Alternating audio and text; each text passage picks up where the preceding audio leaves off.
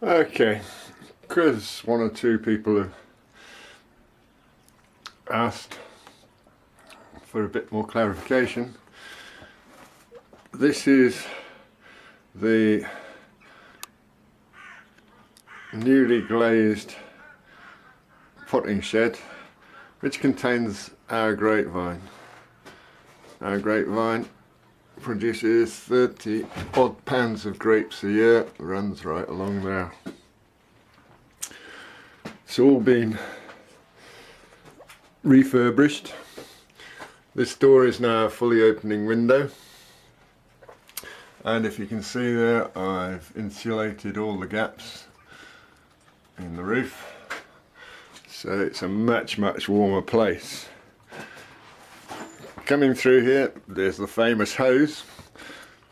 Coming through here, this area at present is a bit of a paint store and log store, but this area or the area next to it, I think probably the area next to it, this area is going to be where the rocket stove is. Now the rocket stove is going to heat this entire area.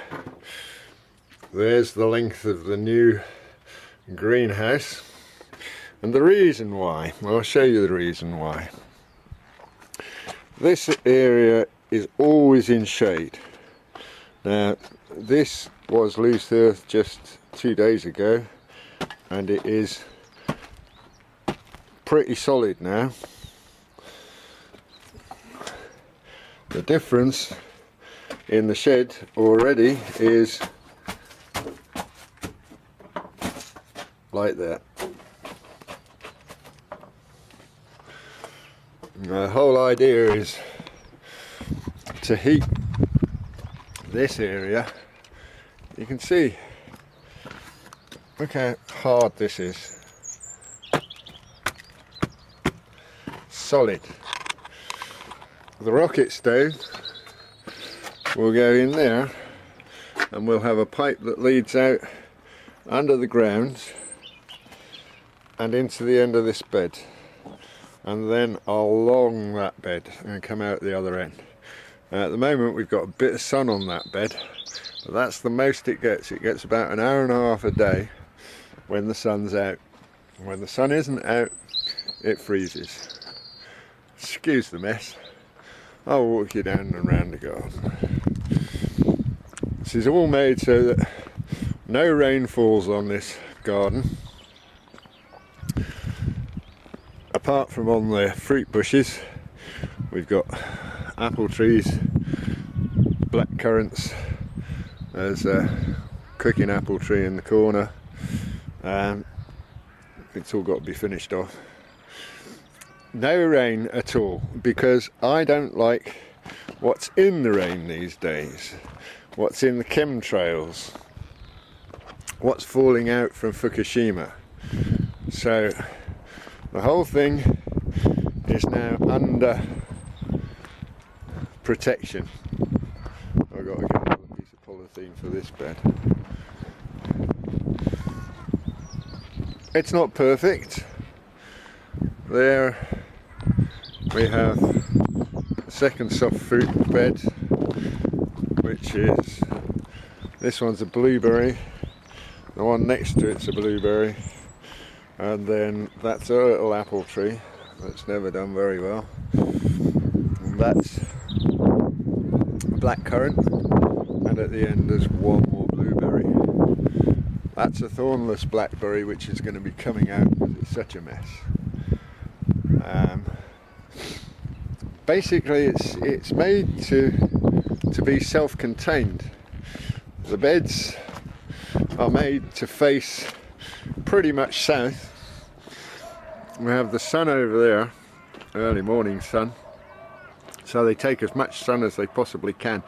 In the afternoon, I'm afraid the sun is to some extent obscured by our building, our house. So that's the main idea. All beds are slightly sloping so that they pick up as much possible heat as they can. Oh look, we've got a red kite up there.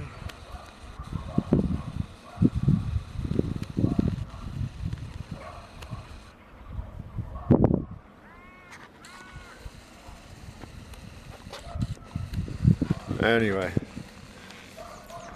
these are our, it looks scruffy at the moment, but these are our tubs which grow peppermint for peppermint tea.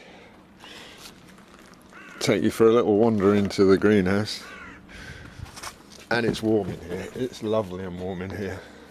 It's freezing outside, but it's lovely and warm in here. Yes, it's all a bit of a mess because I'm cleaning everything up. The glasses have just steamed up. This is the start of this year's seedlings, and they're coming on quite nicely. Yeah. We have a bay tree in the corner that does very well every year.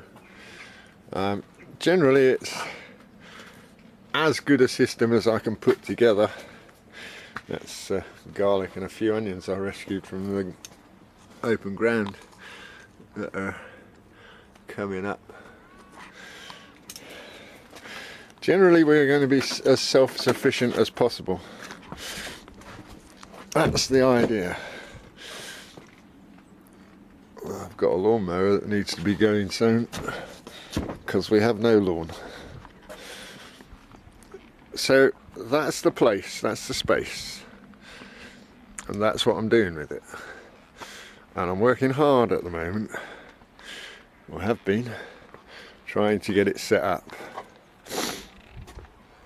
It's coming. It's nearly there. There's a little bit of work to do